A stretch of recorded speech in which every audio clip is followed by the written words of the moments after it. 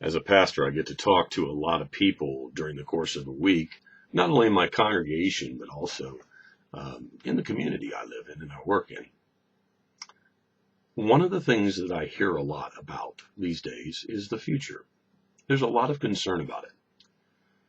Our culture seems to have degenerated.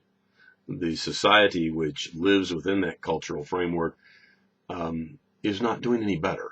And those of us who've been around 50, 60, 70 years, we've seen a lot of change, not in just technological aspects, but also in the morality and in the attitudinal issues of our daily living. I'm quick to remind our congregation we wouldn't have tolerated on TV what we tolerate today 15, 20, 25, 30 years ago. First of all, it wouldn't have been on. But even if it was on, we wouldn't have tolerated it. So it's kind of interesting to watch this history repeat itself, because about every society goes through this thing of starting out on track, moving down the track innovatively, and then slowly losing track of what's going on. And when we look at the government around us, and we look at the world around us, and we look at the community standards decay around us, we have to ask ourselves, what's it going to be like in the future? And that's an interesting question, because Jesus addressed it in the Sermon on the Mount. He said, don't worry about tomorrow, for tomorrow will take care of itself. Each day has enough trouble of its own, to which I agree completely. And that's Matthew 6:34, by the way. That doesn't mean that you don't plan for tomorrow, because we have no assurance that we are living our last day.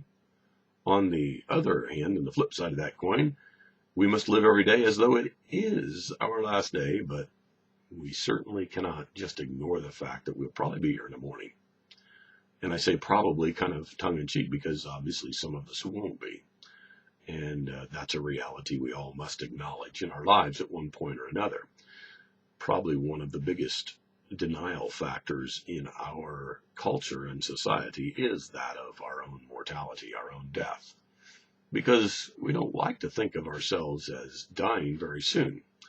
A couple of years ago, I went through cancer, and that was a very interesting wake-up call for me, because I realized that had I not discovered what I discovered in my body and been treated for it properly at the time, I would not be sitting in front of the camera talking to you today. Might not be dead, but would be on the way. And here's the issue. It wakes us up to realize that tomorrow is there, and tomorrow may not be there. We have to understand our own mortality before we can become vibrant in our daily living. And it's interesting, because tomorrow may be there for us, and we have to be ready for it. On the other hand, we have to live today as though tomorrow isn't there. When we look at the culture around us and we see the decay in it, and we often see the society bending morally into the depths of despair and into incredible fathoms of sin, we are very quick to realize that this is not a good world to live in. It sure isn't what we had 20, 30, 40, 50 years ago. But if we would have lived back then at the age we're living now, we would have probably said the same thing about 40 years before that. It's a cycle, and it's going to keep happening probably. Jesus told us in Acts chapter 1 that only his Father knows when he will return.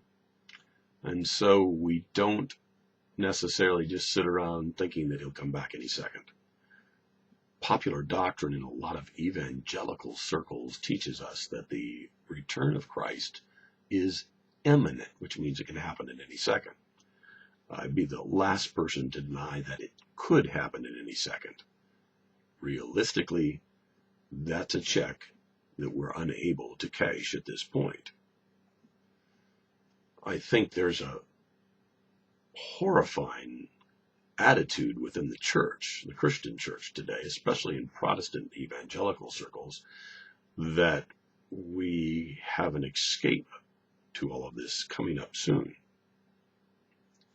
And that's kind of sad, because if you go back in church history, you will find every 40 to 50 years, someone notorious predicted the return of Christ on a certain day or a certain month or certain year, whatever the category was. They predicted and said Jesus Christ has to come back by then. And he didn't. And he hasn't come back. But that doesn't mean he won't. You see, we don't know when that is, and we dare not guess when that is, and we shouldn't predict, because Jesus told us simply to live our lives for him. And if we're doing that, we'll be ready for whatever happens, in whatever chronology that it happens. I personally think the chronology charts that are out there for the several different views of the return of Christ are probably all wrong, as they have been for centuries before us. So I'm not picking on anyone. The bottom line is be ready and live today with the troubles that today has and with the blessings that today has. Tomorrow will be there. And if we have the grace of God to be there with tomorrow, we'll deal with tomorrow like we deal with it today. You say, so where are we headed in this nation? Where are we headed in this world? Well, it's interesting, because I've watched a lot of conspiracy theory videos and read a lot of conspiracy theory books. And of course, they are just as radically predicting the dissolution of our country and our government and the world powers that be, just like the Christian evangelicals are predicting the return of Christ. Guess what? Tomorrow will still be here. And we must be ready to deal with tomorrow, even as we are dealing with today. Now, one day we have the assurance we will be with Christ, whether we go through mortality, our death personally, or whether he does indeed come back in our lifetime. And that's really all that matters. How we get there, when we get there, is really his prerogative, unless, of course, we play God with our own lives. And that's a very selfish act to commit. And thus, in our selfishness, we start to pry ourselves out into the front and the forefront of our relationship with God, as opposed to keeping Christ in that relationship. I think one of the neatest verses out there is John 3:33, when John the Baptist says that I must decrease and he must increase. That's the way to live every day. Let your life be more like Christ's, because Christ lives in you. In fact, Paul wrote to the Colossians and said, Christ is living in you, and that's the hope of glory that you have. Wow. There's a lot there. If we think about that, we've probably got enough to deal with just today, and the future will take care of itself if we'll allow it. Now, we may not allow it because we get too busy doing our own thing when we should be doing his thing. And that's a very interesting aspect of the Christian life that we must encounter every day, to reflect more and more of Jesus Christ in what we do, in what we say, and how we react, and how we initiate.